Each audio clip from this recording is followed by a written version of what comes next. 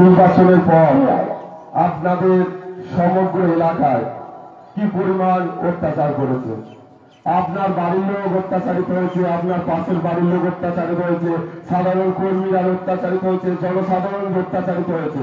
কারণটা কি? আপনারা বিজেপির সঙ্গে ছিলেন, আপনারা বিজেপিকে ভোট দিয়েছেন। আপনাদেরকে ঠিক করে নিতে হবে যে আগামী নির্বাচন যদি তৃণমূলের বিসর্জন দিতে হয় তাহলে আপনাদের কেউ ভোট দেওয়া কাউকে ভোট দেওয়া উচিত নয়। তার কারণ দুটো জিনিস এখানে আমি আপনাদের বলতে এসেছি। আপনারা ঠিক করে নিন, যেখানে যিনি তৃণমূল কংগ্রেসের প্রার্থী আছেন বাহারুল ইসলাম, তিনি কোথাকার লোক।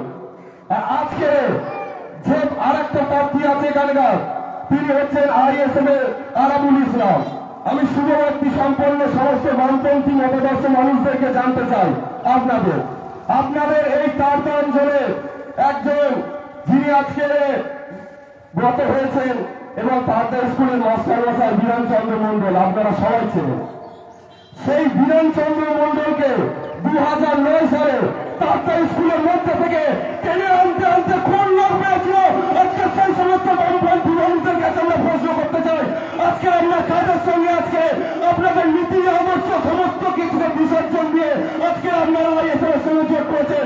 আপনাদের লজ্জা ঘেন্না যদি না থাকে সেই সমস্ত নেতাদেরকে আপনারা বহিষ্কার করুন এবং এই সময় বামপন্থী মতাদর্শ আদর্শের মানুষদেরকে আমরা বলবো, আপনারা যদি তৃণমূলকে বিসর্জন দিতে চান তাহলে একমাত্র বিকল্প ভারতীয় জনতা পার্টি ছাড়া আর কেউ নেই।